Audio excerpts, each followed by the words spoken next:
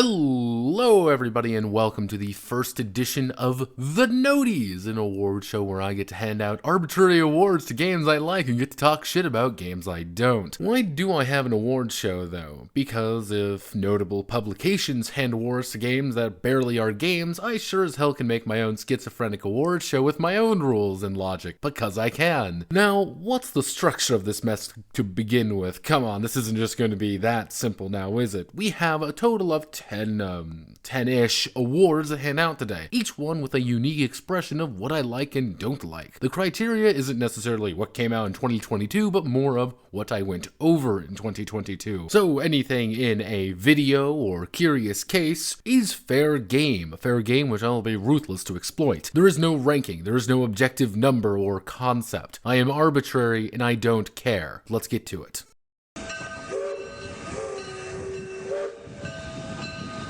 Train games. While our industry is niche and barely a blip on anyone's radar outside some quick money, train games are a niche unto themselves. These hyper-focused pieces are a game about doing one thing and one thing alone. This will be their greatest strength and their demise. For 2022, I think only really one game qualified for this award, one that I truly knew to become a train game, and that's Good Society. At its core, while the actual game boils down to tokenomics, I slowly found a deeper appreciation for what it was going to do over time.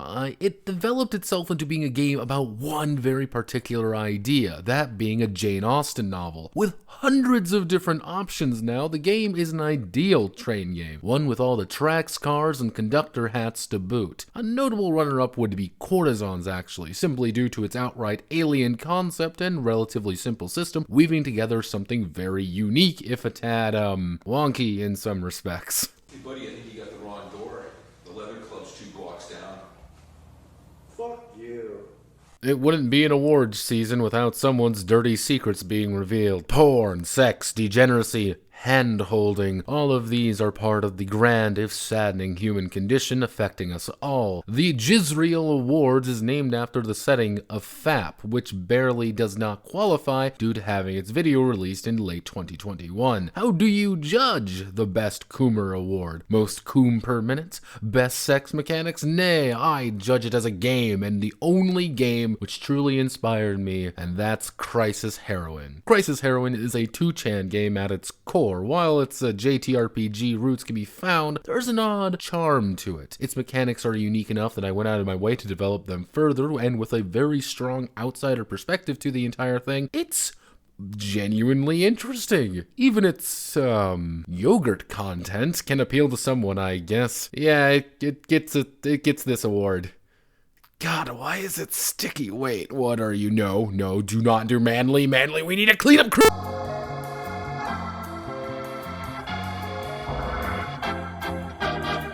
With that cleaned up, we're moving on to, oh god, the Yiffy Jiffy Award. This year, I went over a lot of furry games because you all wanted it. You forced me to look at a lot of furry games. You, God, why? God, Jesus, fuck. The Yiffy Jiffy Awards can be awarded to any game which qualified as a furry RPG in some respect, and to that I have to give it to Urban Jungle. Urban Jungle takes a reliable system and harmonizes it into one that is both simple to learn and easy to expand on. While Urban Jungle lacks the gravitas of Ironclaw, it is easily the best put together furry game I went over this year. Wild Skies takes a close second. While it does have a few issues, its setting and concepts carry it forward. No, I see you back there. Stop that, goddammit, now! We're doing a sequel. It's time to get some more money.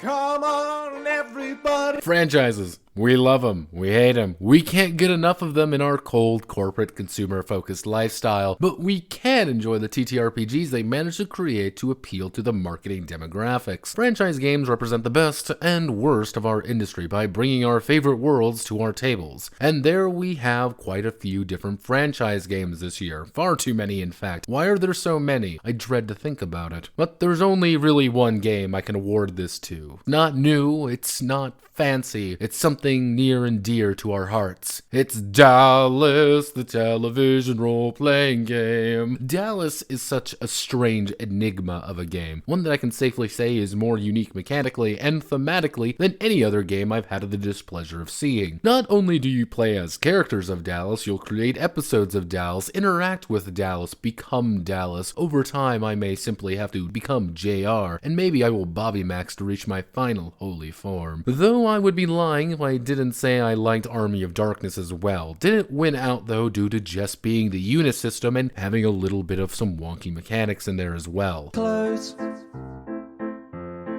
your eyes, The Dumas Awards. Story games. Yes, I shit on story games quite a bit actually. Hear me out. I don't hate story games. I hate that people treat them so poorly, and instead of telling a compelling narrative with mechanics, they instead fall on their face and start crying because you don't like their weird story. I am a man of mechanics, of action, of stuff happening. This is why I enjoy Numenon far more than I think I should. While it is a story game, it tells a story through a unique method and aggressive themes, keeping its mechanics on point enough while mixing in enough of its own ideas to keep it fresh. You're in that story, both in a narrative sense as well as in a mechanical way. A notable silver award here would actually be Lacuna, which does have the same, but Lacuna lost out simply due to having more spread out narrative contrasting Numenon's raw, aggressive, angry storytelling.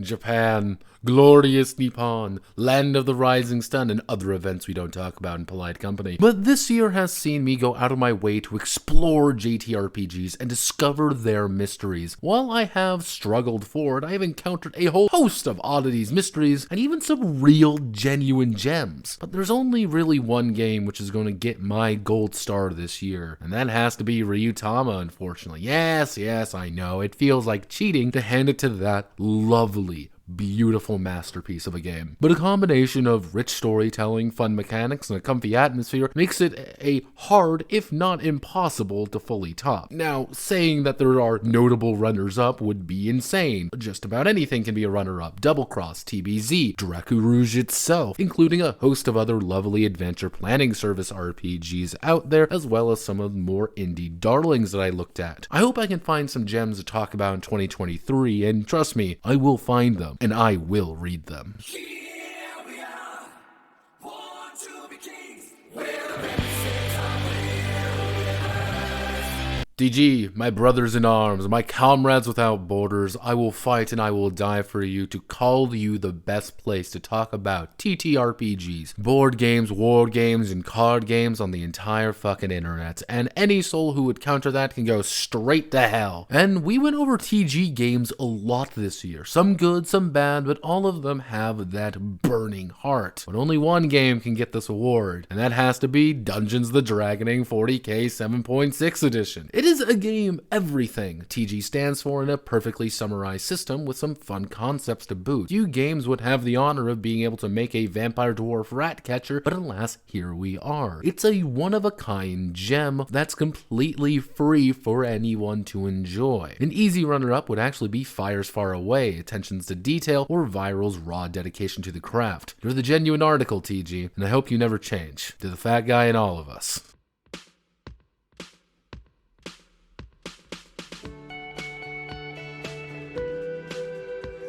This isn't really a formal set of awards, but I just want to mention some games that I thought were fun or odd, handing out wickety wonky awards. So let's begin. The authentic Native American Groundhog Award goes to It's a Dog's Life. Seriously, it's really damn good. The Sunday School Hero Award goes to Dragon Raid. And remember, if you don't remember your passages, Sister Abigail will beat me with a bat. The Forgotten Award, Kuro, you exist, and I won't let anyone forget that for a plethora of reasons. The Shitty Gimmick Award, Congrats, Rod, Reel, and Fist. You won an award. Now piss off to whatever pit you crawled out of. The Best Apocalypse Award goes to fucking no one. I hate PBTA and I will die on that hill. The Critical What the Fuck Award summons Skate. It's a game about disco rollerblading to defeat Cthulhu, and it's also a mediocre board game. The Zeist but lack the Pill award goes obviously to Never Going Home. If you keep it up, your system may even be something appealing one day. And finally, the DiCaprio Award, Hyperborean Mice. I just want to give you something, my little ratty darling, but the world is a cruel and unjust place, and this riddle of steel only has one answer.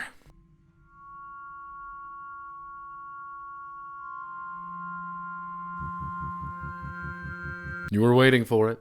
You want it. The game I hated the most. The Shit Pit Award. The game that inspires such vitriol in my body, such malice towards its existence. A game that by virtue of existence makes my life worse. While there were many, only one can truly earn this shit-covered crown of bile and gore. I hate Wander Home. The complete lack of gameplay and uncommittal design philosophy puts it more on par with a written masturbation session of the author forcing the world to watch before they cry about their feelings. Hatred is a word thrown around a lot, but I can safely say I hate Wander Home. I hate the writer of Wander Home. I hate the entire existence of Wander Home, and I wish nothing but misery upon it, while lovely illustrated existence.